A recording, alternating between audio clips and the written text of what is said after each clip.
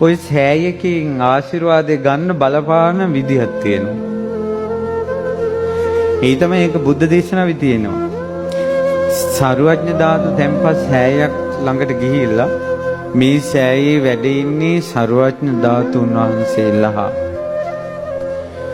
වීත රාගී, වීත දෝෂී, වීත මෝහී මගේ බුදුරජාණන් වහන්සේගේ ධාතුන් වහන්සේලා මේ සෑ ගැබ ඇතුලේ වැඩ සිටිනවා කියලා බුදුරජාණන් වහන්සේ කියන්නේ හිත ඒකාත්මික කරන්න ඕන.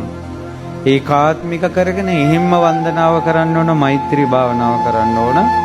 ඒ ධාතුන් වහන්සේලාගේ තියෙන ශක්ති ප්‍රභාව ධාතුන් වහන්සේලා අරමුණු කරපු කෙනාට වදිනවා. ඒ ශක්තිය එනවා ඇඟට. ඒක අපිට භෞතික වශයෙන් පෙන්වන්න පුළුවන් දෙයක් නෙවෙයි.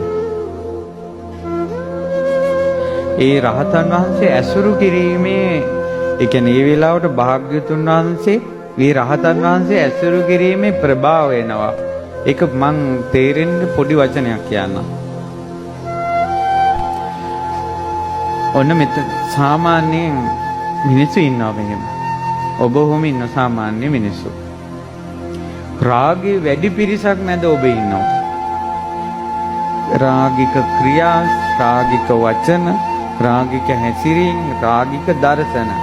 එතකොට රාගයේ වැඩි පිරිසක් ඇසුරු කරනකොට රාගයේ අඩු ඔබත් රාගික වෙනවා. ඇසුර. ද්වේෂයේ වැඩි මිනිස්සු ටිකක් ඉන්නවා. අපි කියමු පොළු ඇරන් ගහන්න යනවා. අපිට උන අසාධාරණයි කියලා. වගක් නැති මිනිස්සුකුත් ඉන්නවා.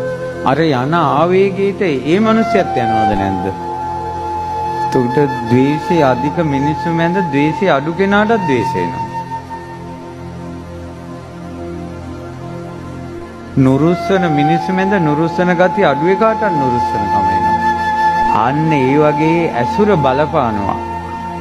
භාග්‍යවතුන් වහන්සේ මහරහතන් වහන්සේලා කියන්නේ වීත රාගී, වීත දෝෂී, වීත මෝහී ඒ මුනිවරු ඇසුරු කරනකොට රාගයේ තියෙන අපේ හිතෙත් රාගය අඩු වෙනවා. ද්වේෂය අඩු වෙනවා, මෝහය අඩු වෙනවා.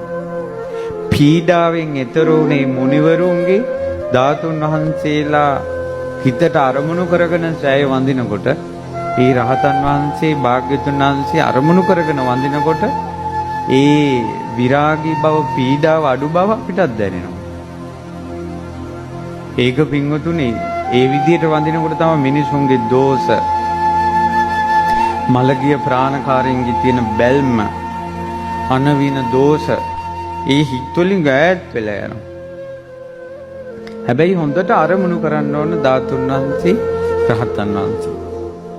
ඔන්න ඕකට තමයි බාධා වෙන්නේ.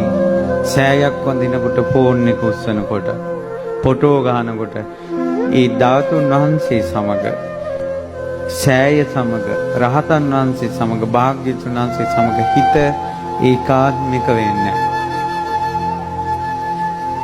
දැන් මේ ස්වාමීන් වහන්සේ මට කිව්වා සමහර අය බණ අහන්න ඉඳගන්නිද්දී, වන්දනාවට ඉඳගනිද්දී සෑයට හේතු වෙලා සෑ රජාණන් වහන්සේට පිටු පාලා ඉඳ ගන්නවා. කාශ්‍යප බුදුරජාණන් වහන්සේ සම්බුදු වන බෝධිය සිහි කරගෙන කාශ්‍යප නුග බෝ සමිඳුන් මළුවේ වැඩ ඉන්නවා. ඒ බෝධියට හේතු වෙලා පන්සල් වලත් බණ අහනකොට බෝධියට හේතු වෙලා බණ අහනවා. අනේ හාමුදුරනේ මොනවද කියන්න කිව්වා. මම අපේ ස්වාමීන් වහන්සේට කිව්වා, ස්වාමීන් වහන්සේ ඕකට අපි බෝඩ් ගහමු. මේ මිනිසුන්ට කිව්වට තේරෙන්නෙම නෑ.